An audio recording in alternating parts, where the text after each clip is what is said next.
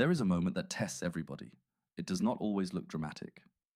Sometimes it is not a huge crisis, a final exam, a championship game, or a life-changing decision. Sometimes the test is smaller. It is the moment when you said you would train, and your mind starts negotiating. It is the moment when you plan to study, and your phone lights up. It is the moment when you promised yourself you would speak with confidence, but fear asks you to shrink. In that quiet second, your future is not built by emotion, it is built by command. Not the kind of command that is harsh, loud, or angry. Real command is calm. It is the ability to tell yourself, this is what we are doing, and then move. It is not about becoming a machine. It is about becoming someone you can count on when your feelings are changing every 5 minutes. Most people wait to feel ready. They wait for motivation to arrive like a perfect weather forecast. But a strong life is not created by waiting until your mood gives permission. A strong life is created when your values become stronger than your excuses. You do not need to win every battle today. You only need to start taking back authority over the small decisions that shape your direction. If you want more discipline, begin with one clear instruction, not 10. Not a complicated plan that looks impressive and collapses by Thursday. One instruction. I walk for 20 minutes. I write one page. I clean my space before I relax. I practice for 30 focused minutes. Then obey that instruction like it matters, because it does. Every time you follow through, you send a message to your mind. We do what we say. And every time you break a promise to yourself, you send a message too. Not because you are weak, but because your brain is always learning from your behavior. It learns what you accept. It learns what you avoid. It learns whether your words have weight. This is why tiny commitments are powerful. A small promise kept is better than a huge promise abandoned. 5 focused minutes can be more important than an hour you keep postponing. One honest conversation can be more important than a week of pretending nothing is wrong. The size of the step matters less than the direction of the step. Command your day does not mean control every outcome. You cannot control traffic, other people's opinions, the weather, the past, or every unexpected problem that hits your schedule. But you can control your next response. You can decide not to spiral. You can decide not to waste the whole day because one part went wrong. You can decide to return. That return is where resilience is built. Many people think confidence comes before action. They believe they need to feel brave before they apply, speak up, train hard, or begin again. But confidence is usually the receipt, not the payment. You act first. You face the discomfort. You survive the awkward beginning. You keep your standards when nobody's clapping. Then confidence starts to grow because it has evidence. Think about the person in the gym who is not the strongest but keeps showing up. Think about the student who struggles with the subject but keeps asking better questions. Think about the worker building a skill after hours, tired but focused. Think about the person rebuilding their life after disappointment, quietly choosing better habits instead of staying bitter. None of them are waiting for life to become easy.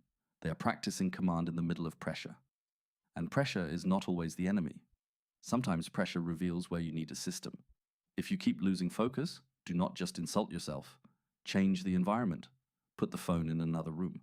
Work at a clear desk. Set a timer. Remove one easy distraction. If you keep skipping workouts, prepare your clothes in advance. Choose a simple routine. Make the first step so easy that starting feels less dramatic. If your energy is low, look honestly at sleep, food, movement, and the people you allow to drain your attention. Discipline is not just willpower, discipline is design. You are allowed to build support around your goals.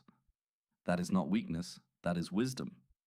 But even with the best system, you will still meet resistance. There will be days when your old habits try to pull you back. There will be days when your mind says, just skip it. And sometimes, yes, you may miss. You may fall short. You may waste time. You may react poorly. The point is not to become perfect. The point is to stop turning one mistake into an identity. Missing one session does not make you a quitter. Having one bad day does not erase your progress. Feeling fear does not mean you lack courage. The danger is not the stumble. The danger is surrendering your authority because you stumbled. So recover quickly. Tell the truth without drama. I got off track. Good. Now what is the next right move?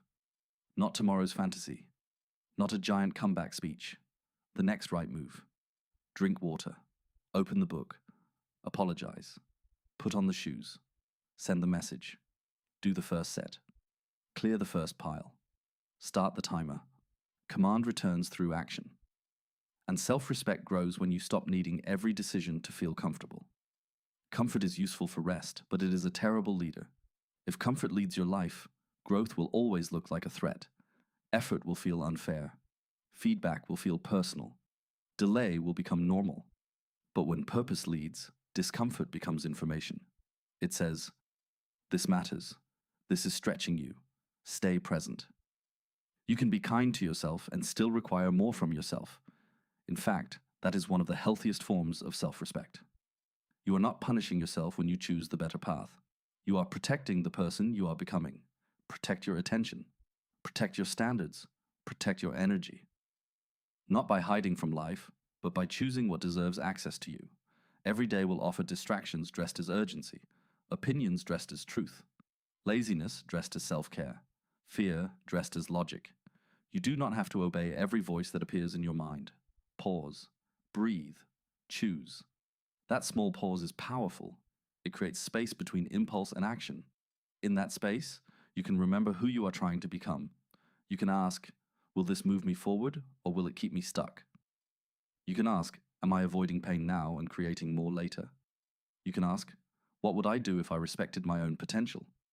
Then do that, not perfectly, not loudly, not for applause. Do it because your life deserves leadership from you. Today, pick one area where you have been drifting. Your body, your focus, your attitude, your work, your confidence, your relationships, your recovery. Pick one. Do not try to repair everything at once. Choose one command for the day and honor it. Make it specific. Make it visible. Make it possible. Then finish it. When you do not brush it off like it was nothing. Notice it. Let it count. That is how you rebuild trust with yourself. That is how discipline becomes less of a fight and more of a standard. That is how ambition becomes healthy. Not a desperate chase for approval, but a steady commitment to becoming more capable, more grounded, and more alive. The world will always be noisy. Your mood will always change. Obstacles will always appear. But you can become the person who stands inside that noise and chooses the next strong action. So take command today. Not of the whole future. Not of every outcome. Just of the next decision in front of you.